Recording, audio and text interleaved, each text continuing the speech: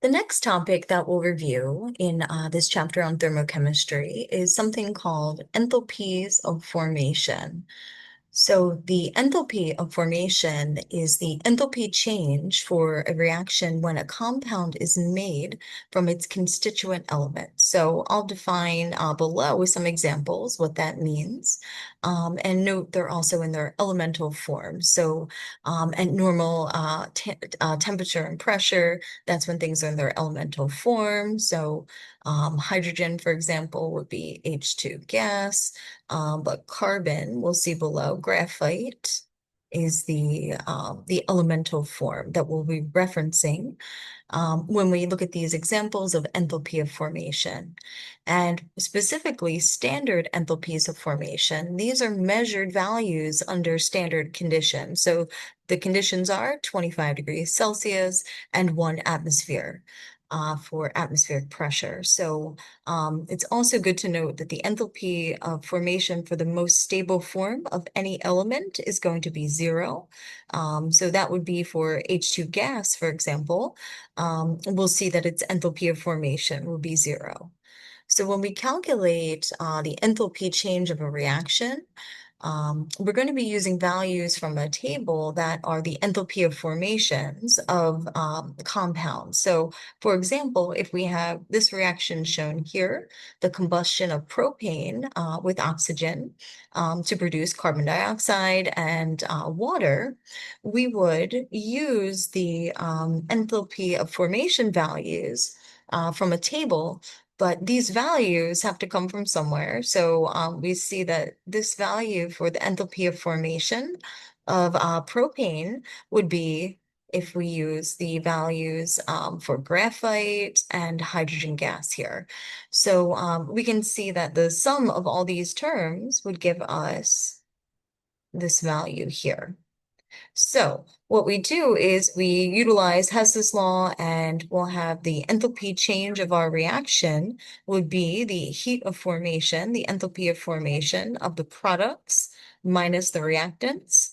And in this equation, we also see the stoichiometric coefficients from the balanced reaction. So let's take a look at example 510 here, and we're going to use this table here, these standard enthalpies of formation for these compounds that would have been derived from their constituent elements.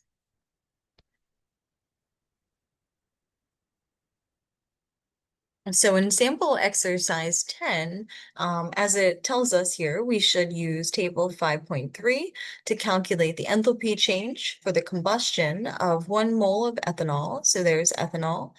We know that oxygen will be the other reactant, and then the products for any combustion reaction will be CO2 and H2O.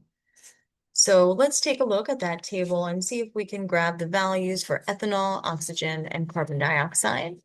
So we see ethanol is given here in its most stable form, right? So we have ethanol, and that value is negative 277.7.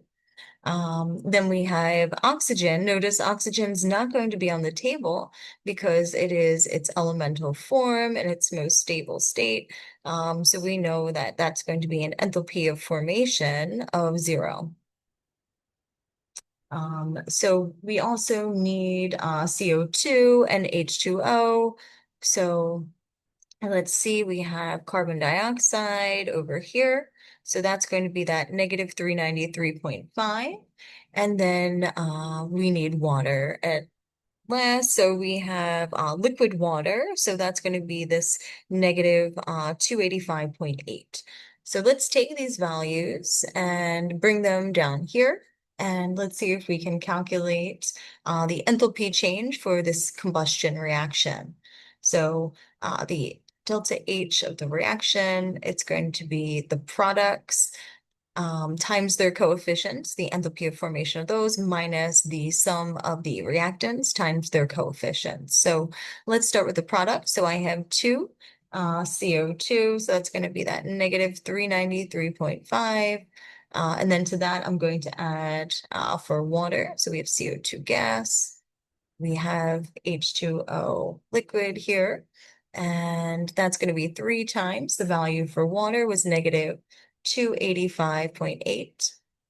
So those are all the products. And then from that, we're going to subtract the one reactant here, ethanol, because we know that the other oxygen in its elemental form will just be 3 times 0. But we can plug in 1 times ethanol here, so negative 277.7.